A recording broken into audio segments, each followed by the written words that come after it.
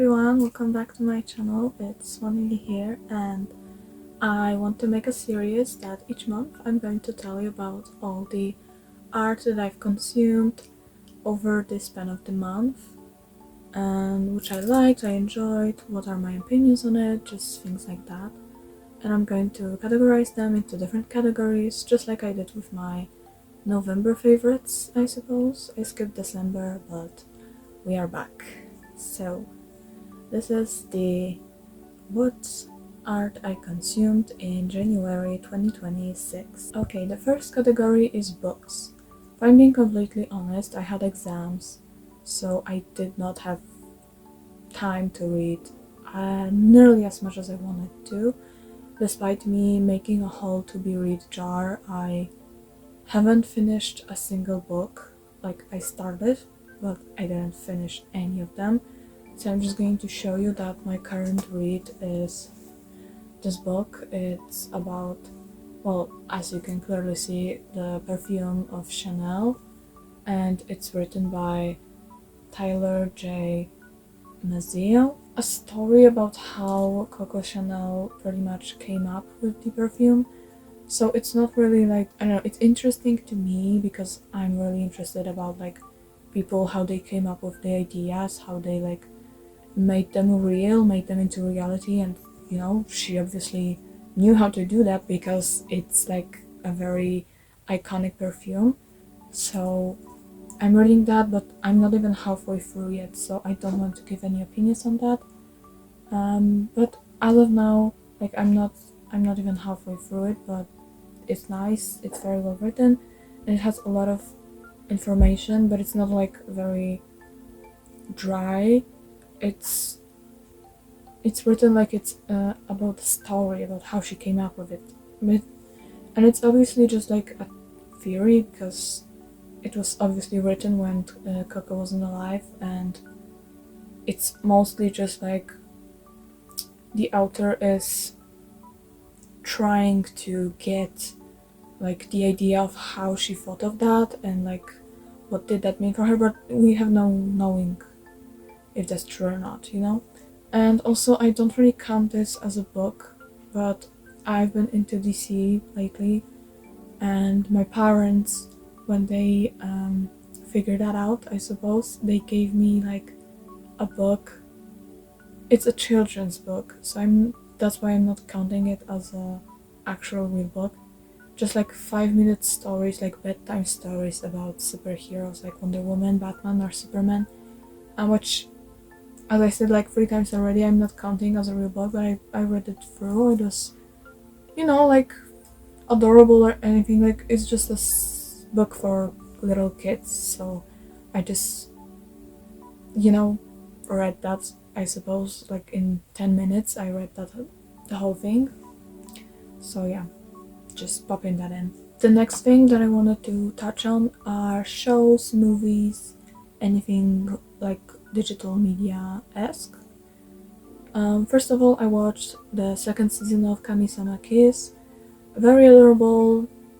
It's one of my favorite shoujos. Not my favorite, because my favorite shoujo is still Horimiya, besides everything. But it's still up there, and I love it very much. And I think I'm going to read the manga as well, because maybe there's something left off, because I just love the dynamics.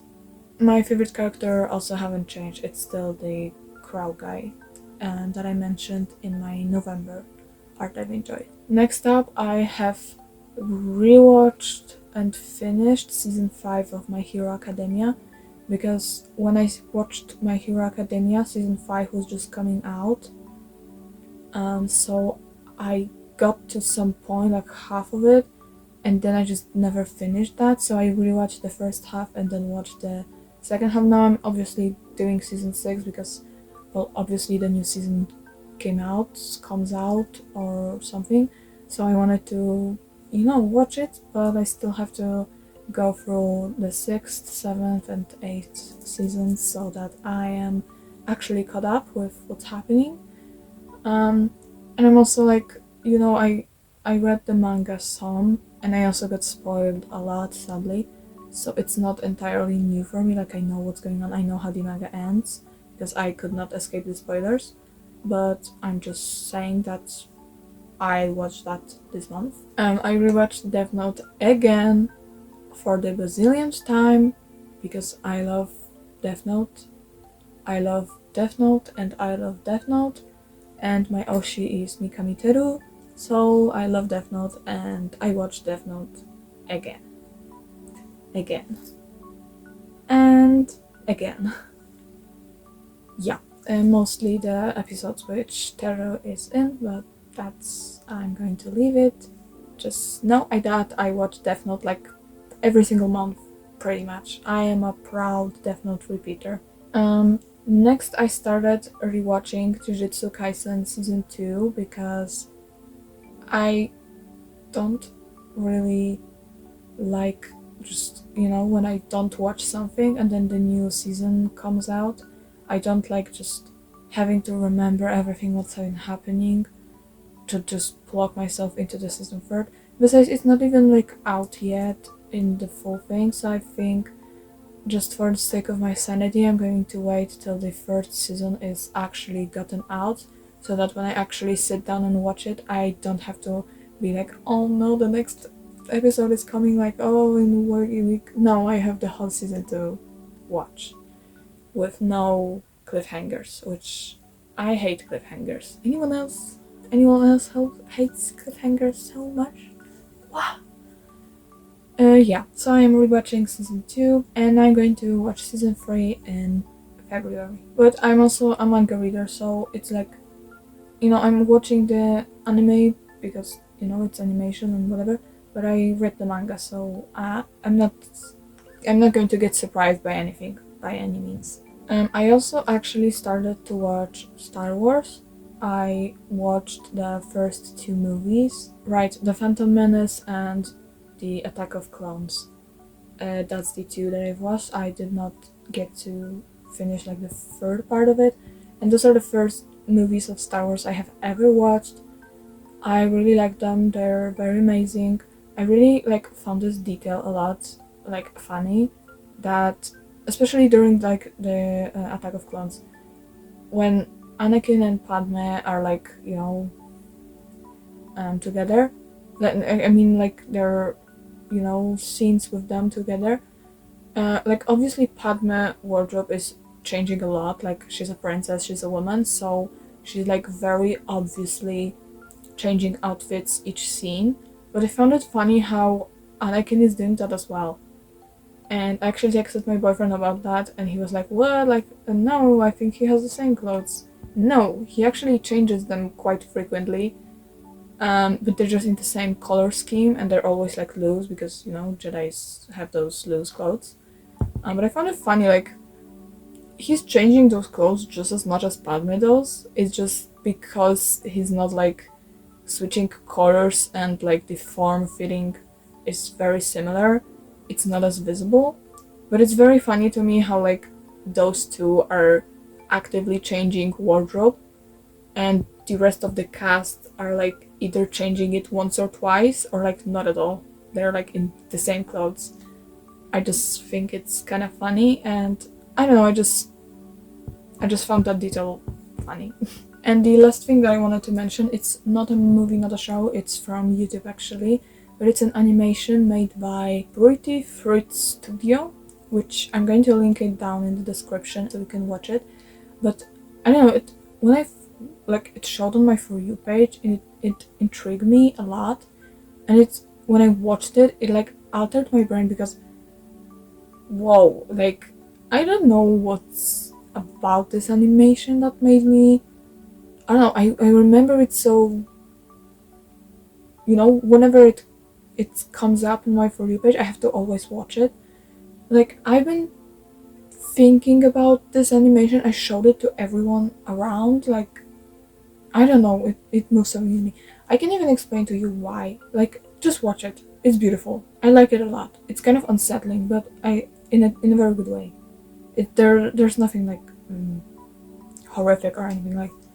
Watch it. It's beautiful. Okay, so the next category is music, which is the biggest one for me because I am a musician and I love music.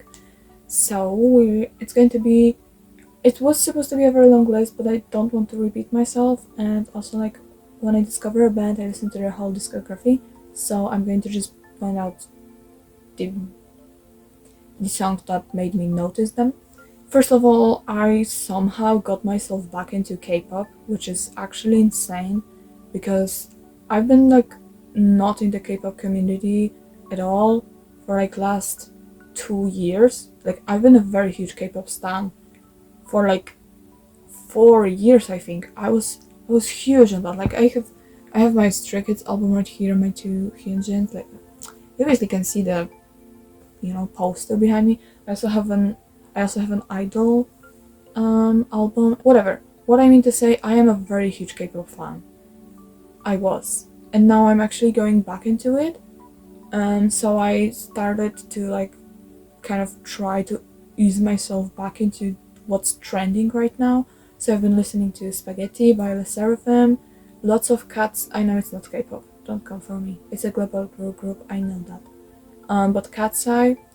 Um, Also, my favorites as of like the new groups that have happened in the past 2 years when I wasn't in the community at all is X Love. I don't know how to pronounce them, but they're like B B track is, I don't know, it's very cute. I like listening to it a lot. Yeah, those are the two favorites that I had this month. Just I know they're like kind of basic or whatever, like they're not niche or anything, but as I just said, I'm getting back into K-pop just now.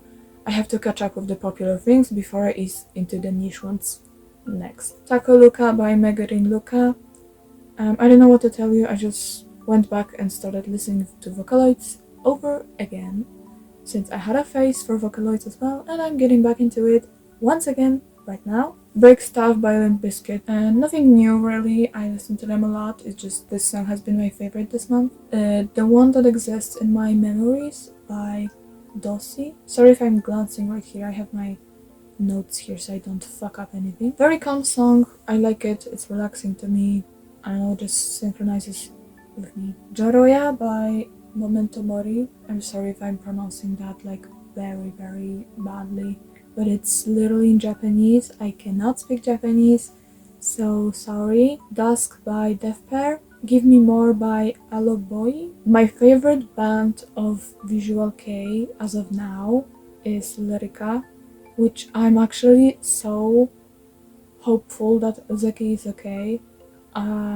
If you don't know, Uzeki is the main vocalist of Lyrica, and I don't want to say he's gone missing because from what I know, there's no like report of him being missing, but he just kind of ghosted the band as a whole, and they can't reach contact with him, and it was actually during like a concert tour, so they just had to like, I believe they just played a recording of his vocals or something while the concert was playing, but he's been, I don't want to say missing because he's not a reportedly missing person. He's been like unreachable, like no one can contact him, and neither his bandmates or his family as well, I believe. Like they can't contact him, so that's what's going on, and I just hope he's okay mentally because like I know that being famous or something is, stressful and everything, and I wish him the best and I hope he's okay. Like even if he doesn't come back to the band, like obviously I'm going to be a little bit sad, but like the most important thing is that he's okay mentally and just physically, and that everything is alright with him. But yeah, I got sidetracked. I've been listening to pretty much everything by Lyrica. My favorite is still Strange Rabbit, because this is the first song that actually got recommended to me on my For You page. But I love all of them. I love the style. I love like Menherake as a whole. Even though it's not like my style, like how I dress, I think Menherake is most close to me, like ideology wise. I'm not going to explain to you what's that. I don't feel entitled to give you information on that. So please refer to the annual VK page for more information on whatever that is. Tururira by Dada Roma is a very nice one. Moshi Moshi by Mamireta. I think it's actually kind of trending. I'm doing this in quotation marks because VK is not trendy. Also, I've been obviously repeating The World by Nightmare, which is obviously the opening of Death Note. Could you believe that I'm listening to that? Whoa, no way. A Death Note fan listening to the Death Note opening. How unexpected. And also the last one, I discovered that like 3 days ago, so yeah. But Beautiful Princess Disorder by Milky Possum. And now I want to like talk about creativity as a whole, what I've been up to this month. I picked up sewing actually.